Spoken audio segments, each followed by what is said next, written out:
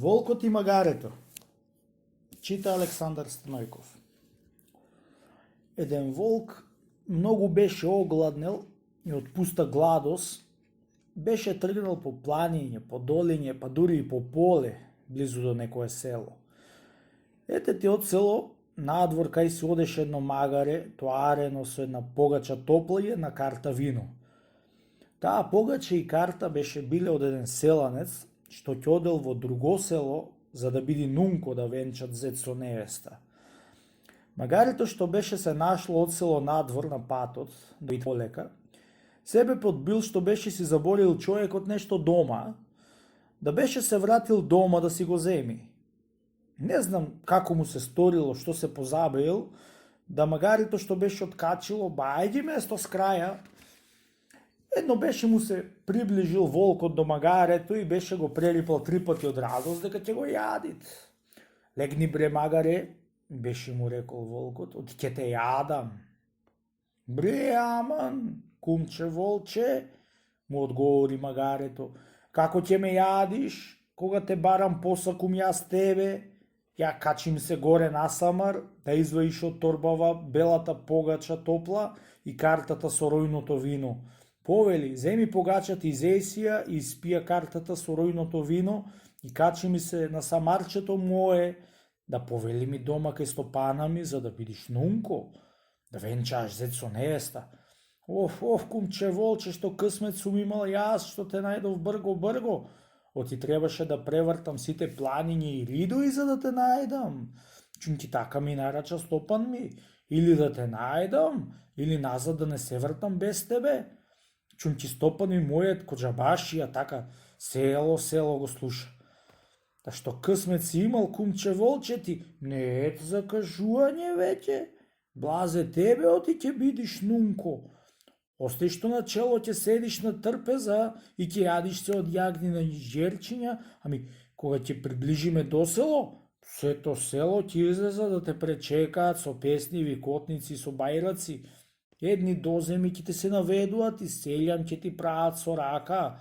Тоа ваква чест, кумче волче, ниту ќе ти стора денеска тебе, ни на соно не си ја сонувал. Разбра сега, оти не разбра, прекрсти се и речи, Боже поможи, од оваа чест што ќе ти се дај денеска, Господа ти дај уште 100 като и поголема. Бидејќи кумче волче беше се напил од виното што беше во картата, беше се ошумоглаил во паметта, беше го надлагало магарето и беше се сторил кајл да одит нунко. Ај бре магаре, еве, не ќе те јадам и ќе те поверувам. Ама ако ми излажиш, парче по парче ќе те направам. Тргај да те видам завсело, му рекол волкот. Тргнало магарето со брзина и дошло всред селота, те дало едно рикање што да може и не може. Која виделе и чуле сопрво децата што играле сред село, се натрчале по дома и му раскажале на домашните. Кога разбрале селаните оти волков село на магаре, како некој нунко му дошол, награбале пушти, секери, дрвја и стапои и му се пуштиле по волкот да го бијат. Море слези од мене, бре кумче волче, му рече магарето. Не гледаш сето село кај трча да те пречекат? Зер од самар сакаш да те симнат како некоја млада невеста? Слези, не чекај до тебе да дојдат, ти ќе речат дека е нунко, ти ќе не слегуват од магаре, а ми сакат на раце да го симниме. Кога чуо тие збори од магарето волко, рипна на земја и магарето беше трештило да бегат и беше се пикнало дома си.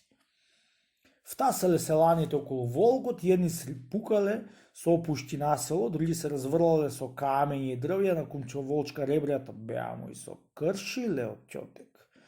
И одвај беше се избавил од смртен час.